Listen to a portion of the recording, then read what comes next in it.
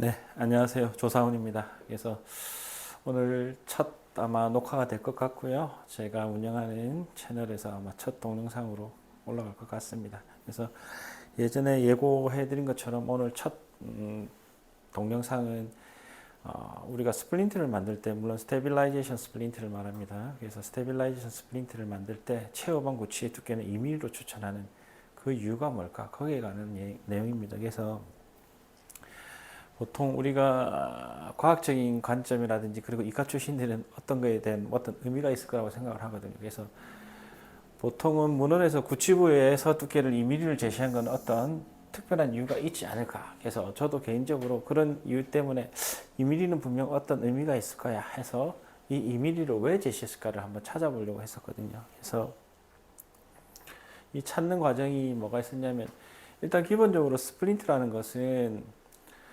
교합학 이론에서 제한되고 만들어지고 발전된 것들이 대부분이기 때문에 그래서 이 스플린트에 관한 교합학적 이론에 먼저 접근을 하면 답을 찾을 수 있을까라고 생각을 해서 일단은 거기에 관해서 먼저 문헌 검색을 했었고요.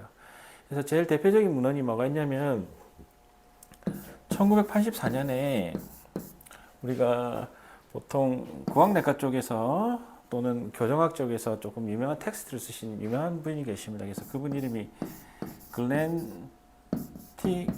클락이라는 분이 계신데 이분이 1984년도에 우리가 보통 자다라고 부르죠. 미국 치과의사 학회지에 스플린트는 이런 기준으로 작용한다라는 리포트를 하나 쓰셨습니다. 물론 거기서 어떤 해답을 제시한 건 아니고요. 문헌 조사를 통해서 스플린트는 이런 기준으로 턱관절을 치료하는데 효과를 보인다라고 주장했던 이론들을 그냥 쭉 모아서 정리를 하신 거거든요. 그래서 이분이 쓰신 이 리포트에는 우리가 다섯 개의 스플린트 작용 기전이 나옵니다. 그래서 뭐 five major theory 에서 나오는데 그래서 이 자료를 보면 스플린트에 관한 왜 스플린트의 기전에 공부를 할 수도 있고 그래서 아마 두께에 대한 어떤 우리가 제가 힌트를 얻을 수 있을까 해서 이 자료를 찾아서 이제 공부를 했습니다. 그래서 보면 이 자료에서는 보통은 우리가 스플린트의 작용 기전을 크게 5가지로 보고 있습니다. 첫 번째는 VD 이론이 있고요. 두 번째는 occlusal disengagement theory라는 게 있습니다. disengagement 철자가 맞는지 모르겠어요. 있고요. 세 번째는 상악하고 하악을 재배열해라는 이론도 있고요. 네 번째는 TM 조인트를 하악가두를 하악과 내에서 새로 재배치시켜라 그런 이론도 있고요. 다섯 번째는 우리가 인지지각설이라 부르는데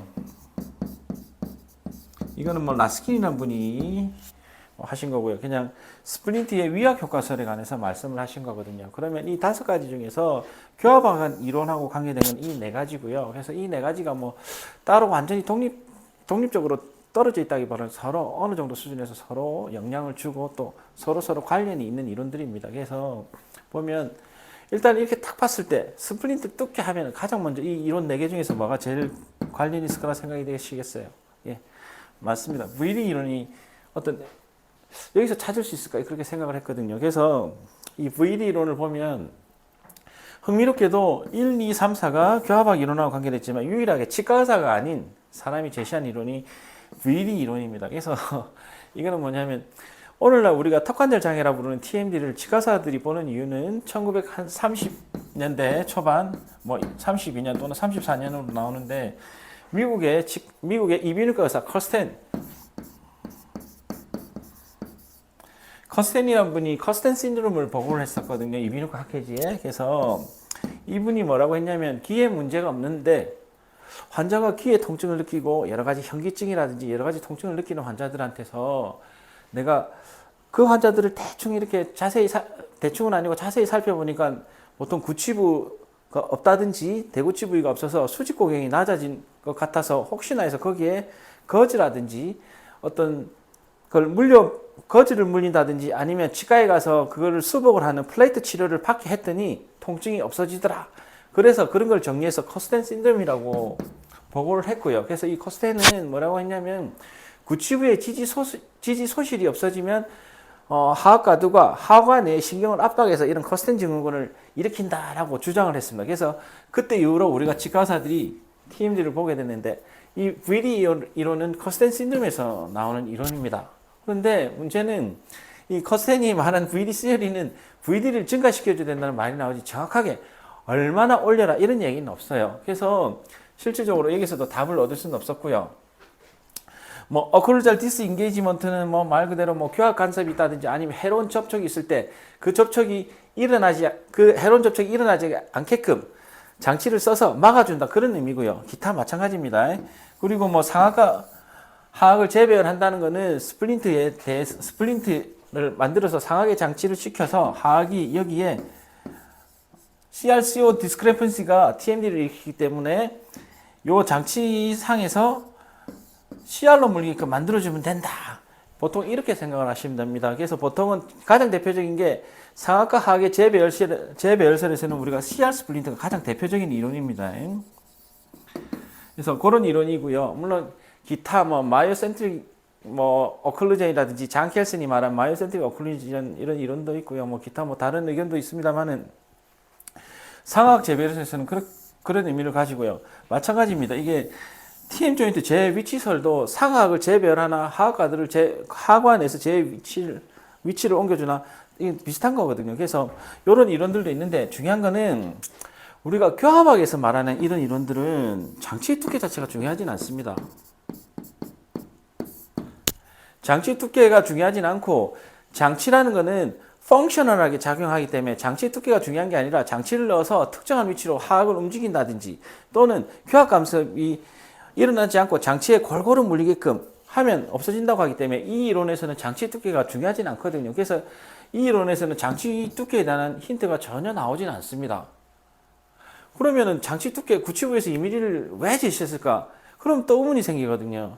물론 조금 더 자료를 스플린트에 관한 조금 자료는 물론 스플린트가 언제부터 쓰여졌느냐 이것도 조금 의견이 있긴 있습니다. 물론 뭐 보철문헌에서는 뭐 카롤리 같은 선생님이 1900년대 초반에 뭐 수면이가리 환자한테 썼다 이런 의견이 있지만 원래 더 따지고 보면 더 다른 분들도 있거든요. 근데 그걸 떠나서 어쨌든 1994년도에 보면 우리가 보통 미시건 스플린트, CR 스플린트라고 부르는 게 미시건 스플린트거든요. 그래서 미시건 스플린트를 만든 애쉬 선생님이 쓰신 스플린트에 관한 내용이 있습니다.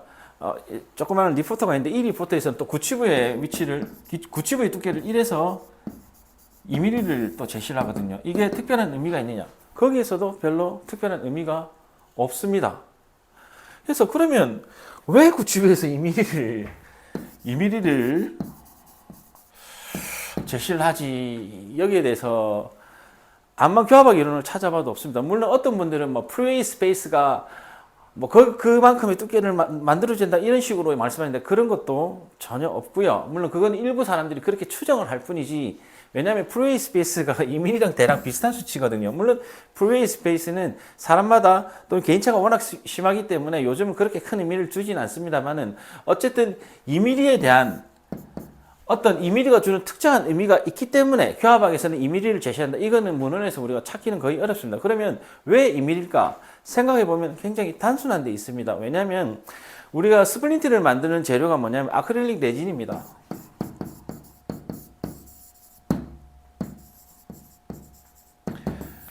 이 아크릴릭 레진을 어떻게 만듭니까? 상악 모형, 주로 상악 모형이죠. 상악 모형에 이렇게 유틸리티 왁스를 두르고 그 위에다가 아크릴릭 레진에 파우더를 뿌리고 모노머를 다시 적시고 파우더를 뿌리고 모노머를 적시고 뭐 솔트 앤 페퍼 테크닉 또는 스프링클링 온 테크닉 뭐 하여튼 뭐 그런 테크닉으로 이렇게 만듭니다. 어쨌든 우리가 스플린트를 만드는 재료 자체가 아크릴릭 레진이거든요. 근데 이 아크릴릭 레진은 우리가 스플린트 말고도 소아치과라든지 교정 목적에서 우리가 ROA, Removable Orthodontic Appliance를 만들 때 쓰지 않습니까? 그때 배울 때 뭐라 배웁니까? 아크릴릭 레진의 기계적 강도를 위해서는 최소 두께를 2mm를 유지해야 된다. 이런 내용이 나오거든요. 그러면 우리가 왜 구치부에서 스플린트 두께를 2mm를 주라고 하는지는 알 수 있습니다. 왜냐하면 스플린트를 물론 상악이든 하악이든 우리가 스플린트를 만들게 되면 그 장치상에서 가장 두께가 얇은 부위가 최후방 구치입니다. 그렇기 때문에 스플린트 두께를 구치부에서 2mm를 주라는 것은 최후방 부위가 장치를 만들었을 때 상악 대구치 최후방 부위가 가장 얇은 부위이기 때문에 최소 그 부분이 2mm가 되게끔 해라. 이런 의미거든요. 그래서 결론적으로 말씀을 드리면 장치 두께를 2mm를 주라는 것은 우리가 일단은 어떤 식으로 생각을 하냐면 기본적으로 스플린트라는 것은 굉장히 펑셔널하다 이렇게 생각을 하는 거거든요. 이 플라스틱 조각이 입안에 들어가서 어떤 식으로도 저작계에 어떤 영향을 줘서 저작계에 어떤 변화를 일으킬 것이다. 이런 고정관념이 있기 때문에 2mm가 특별한 의미가 있을 거라 이렇게 생각을 하지만 지금은 최근에는 뭐 교합하고 TMD의 관련성이 적다라고 보기 때문에 교합 자체가 TMD에 억서 큰 영향을 주는 것도 아니고 그냥 단순하게 교합은 펑셔널하게 작용하지 않는다는 관점에서 보면 오히려 처음부터 기계적인 강도를 위해서 2mm를 줘라는 걸로 쉽게 우리가 접근을 할 수가 있었을 건데 근데 우리는 기본적으로 치과대학을 다닐 때 교합학을 굉장히 중요하게 배우기 때문에 교합학에서 나온 스플린트라는 게 뭔가 의미가 있고 펑셔널하니까 2mm를 줬을 거야 이래 생각을 하기 때문에 답을 찾기가 어려웠던 거거든요. 그렇지만 의외로 답은 단순합니다. 말씀드리자면 기계적 강도를 위해서 아크릴릭 레진으로 만드는 장치의 기계적 강도를 위해서 2mm를 추천하는 거지 이 장치가 어떤 펑셔널한 의미를 가지기 때문에 2mm를 주는 것은 아니다. 이렇게 생각을 하시면 됩니다. 결론적으로 장치의 두께를 2mm로 만들어라 하는 것은 큰 의미가 있는 건 아니라는 거. 요거를 말하고 싶어서 첫 번째 강의를 했습니다. 그래서 조금 하시는데 도움이 됐으면 하고요. 앞으로 시간이 되면 한 번씩 강의를 올리겠습니다. 예.